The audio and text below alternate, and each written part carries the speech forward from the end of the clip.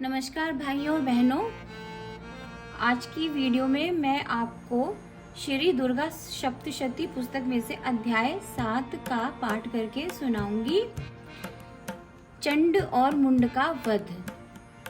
तो अध्याय 7 में हम चंड और मुंड के वध के बारे में पढ़ेंगे और सुनेंगे। ऋषि बोले, शुंभ की आज्ञा पाकर चंड मुंड चतुरंगी सेना ले शस्त्रों से सुसज्जित हो देवी को पकड़ने के लिए चले। उन्होंने हिमालय के एक शिखर पर सिंह के ऊपर बैठी मंद मंद मुस्काती देवी को देखा।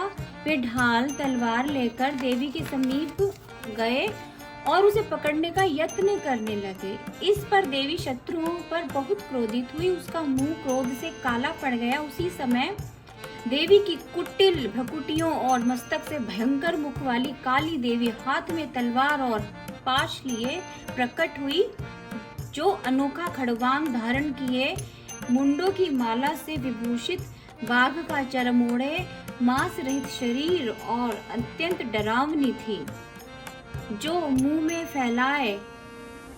मुंह को फैलाए और जीभ को बाहर काढ़े हुए थी। उसकी आंखें लाल लाल अंदर को धसी हुई थी, सब दिशाओं में मुख किए उच्चनाद कर रही थी। वह देवी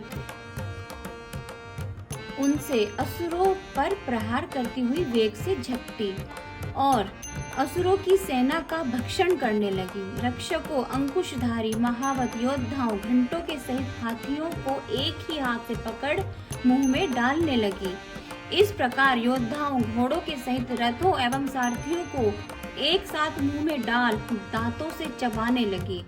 किसी को बालों से, किसी को गर्दन से पकड़ती, किसी को पैरों से कुचलती और किसी को छाती से धक्का देती। असुरों के द्वारा छोड़े हुए अस्त्र शस्त्र क्रोधित देवी ने मुंह में पकड़ दांतों से मसल डाले। काली जी ने दुष्ट तथा बली असुरों का वह सारा बल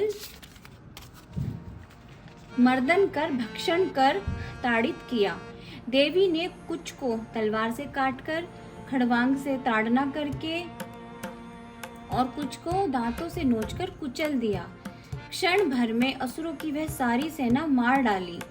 चंड यह देखकर अत्यंत भयावह काली की ओर झपटा। महासुर मुंड ने भी उस डरावनी आंख वाली काली को भयंकर बाणों की वर्षा से तथा हजारों चक्रों को फेंककर ढांप दिया।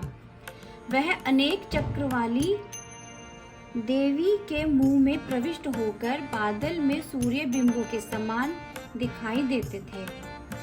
तब देवी हंसी और बड़े क्रोध में भरकर भैरव नाद करके भयानक मुख किए, दांत निकाले तथा तलवार उठाकर गरजती हुई चंड पर दौड़ी और उसके बाल पकड़कर सिर तलवार से काट डाला।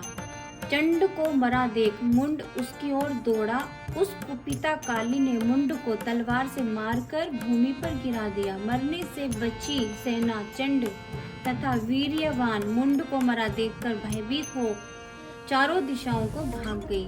चंड और मुंड का सिर लेकर काली चंडिका के पास आई और तीव्र हंसी के साथ बोली, मैंने तेरे चंड मुंड नामक दोनों पशु मार दिए हैं।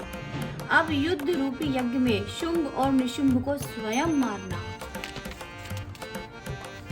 ऋषि बोले, उन दोनों महाअसुर चंड और मुंड को सम्मुख देखकर कल्याणी चंडिका देवी ने काली से कहा, हे कालिके, क्योंकि तुम चंड और मुंड का सिर लेकर मेरे पास आई हो, इसलिए चामुंडा के नाम से संसार में तुम्हारी ख्याति होगी। तो भाइयों और बहनों, इस प्रकार चंड मुंड वध नामक 7वां अध्याय पूरा हुआ। नमस्कार भाइयों और बहनों, मुझसे पाठ करते समय कहीं थोड़ी सी अगर गलती हो गई हो तो मैं आपसे क्षमा चाहती हूँ। दोस्तों, हमारे चैनल को सब्सक्राइब किए बिना बिल्कुल भी ना जाएं। Thank you.